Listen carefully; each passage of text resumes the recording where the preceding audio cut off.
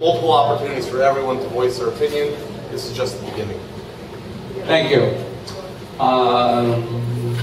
Joan Pellico, do you still work for Councilman Perez? Yes. Why didn't you come out? Because Wes was the deputy. Oh, Wes, okay, but everyone knows Joan Pellico. Thank you for coming this evening. Okay, we have with us our new council member to be.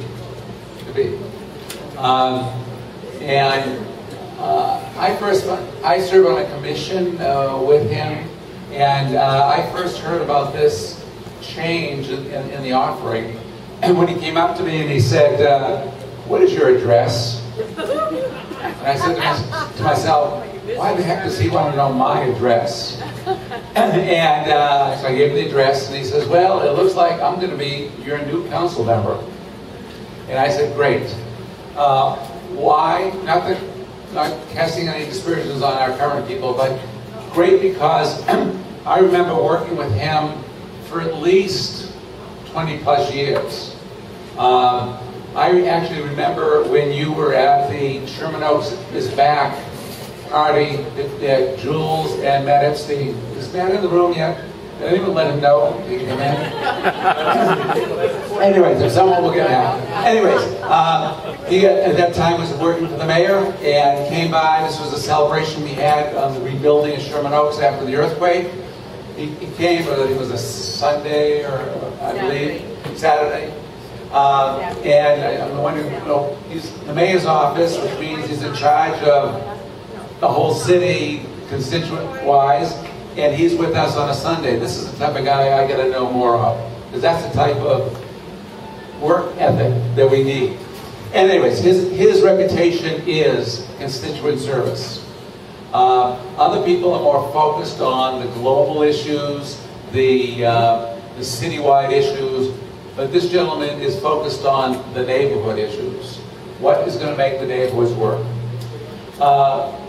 There was some discussion of whether actually Sherman Oaks would be in this district, and the Sherman Oaks Homeowners Association fought to have all of Sherman Oaks within his district rather than being cut up into many districts. So with that, I'd like to introduce him, and I've asked him to give us a little about his background, because speeches are great, but you got to know a little about the person's background, where he grew up, before you can get a full understanding of that person. With that, I'd like to introduce your next councilman, Tom Labonge.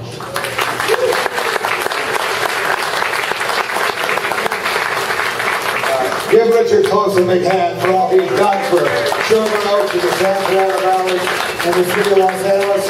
And also let's give Natasha a big hand, the most important person in charge of the sound, so everybody can hear. Thank you, Natasha. This is wonderful to be here, Jonathan. Thank you. I'm proud to have Jonathan on my team. He grew up in Sherman Oaks, went to Grant High School, went to USC, and very committed. And just to let you know, on all issues, I work with people. I work with people. I have an office, and I like to bring City Hall to the people. I have a field office at Toluca Lake, which I'll keep. I'm looking to see if I can get an office in and around the Station 88 complex. I work closely with the fire department. If there's a place that's within reasonable cost, I'll come out to Sherman Oaks, but I don't come to you. I come to you in neighborhoods. I like neighborhoods. I like Valley Vista long before. I've always liked streets in LA. Valley Vista is one of my favorite streets. I like it on Valley Vista. I go slow. Because the slower you go, the more you can see. And so it's very special. I was born in Los Angeles in 1953. My mother called Mrs. O'Brien to come over to the house. We lived in Panorama Terrace in Silver Lake. Mrs. O'Brien came over to watch my brother Bobby, and my brother Tim, and my brother Chris, and my brother Dennis. Then she drove down Sunset Boulevard to drop my brother Stephen and my brother Brian off at school. And then drove up to the Queen of Angels Hospital at 8:45 in the morning. I was born. And the Dr. McCarthy said, "You want me to call Bob up?" That was my dad's name. And my mom forgot to tell him to go to the hospital. Those were the days. I had great parents. My parents both were born in Los Angeles. My mother came from a family of 11. I'm named after her father, Thomas Joseph Lernahan, who was a sergeant in the police department. He couldn't make lieutenant because the Masons wouldn't let the Catholics, the Irish Catholics, get past there back then. It's a long time ago. That's old LAPD folklore. But when he made sergeant, the family moved from Lincoln Heights to just next to Fremont Place in the Wilshire, Windsor Village area off of Crenshaw. And there was a great family, growing up with a family. And went to public schools, was going to Catholic schools, but the Catholic schools, there was a fire in Chicago, and Catholic schools were notoriously overcrowded, so I got pushed out of Catholic school. We had 62 in our class, and I went to public school. And one of my brothers then called me Public, so that was my nickname because I went to public school. But in my family, this is the truth. You know, I'm getting long, you stand up, Richard. In my family, each of us had a job. My job was to take the trash out and can box, because there was can box day and trash day. And there were incinerators at the time. We learned that I don't smoke anymore, but we used to smoke newspapers with my grandfather, who lived to be 87, when they burnt trash in Los Angeles.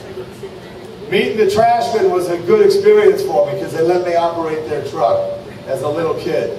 Going to Ivanhoe School across from a firehouse, you meet the firefighters. Give our police officers a big hand, and Tamar Gallagher a big hand.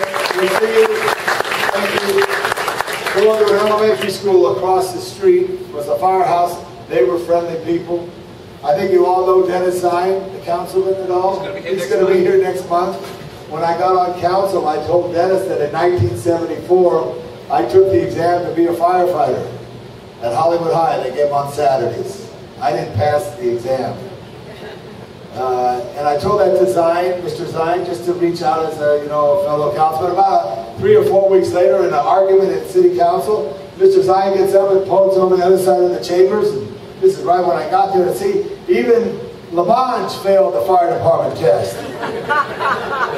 I jumped right up and I said, just goes to show LAPD will take anybody, Mr. Zine. We have a little fun, us two. And Dennis went to this high school, which is special. That's the one thing that's so important.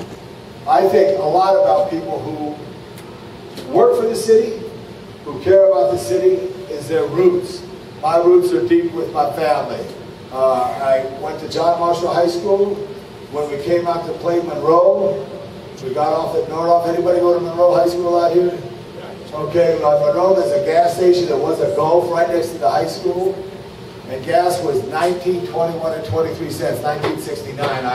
I tell that story just to let you know how things have changed a little in the time. Monroe won the game, 35-13, but it was fun. High school football was fun. I played high school football, and I enjoyed it. I did real well. I went to Los Angeles City College. I did well. I went to Cal Poly San Luis Obispo. I didn't do as well, so I hung up my cleats and I started coaching and finished my education at Cal State Los Angeles. I majored in sociology. I like people a lot. In 1974, Mayor Bradley had a summer youth program. I worked for community beautification. I drove a truck and with young people, and we did conservation work. And one of my graduates is Assistant Fire Chief Daryl Armagon, who I'm very proud of. He was 14 when he started on the summer program. From that, I went to work for Peggy Stevenson for 2.5 years.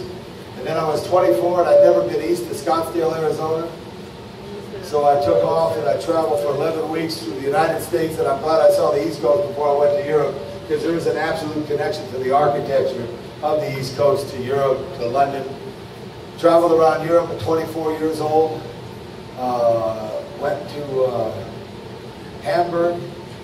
Fell asleep, had a great nap in Hamburg, but I watched on TV. This is a good story. I watched on TV, North by Northwest, okay? The TV, on the TV, this is before cable. Cary Grant is up north and North by Northwest.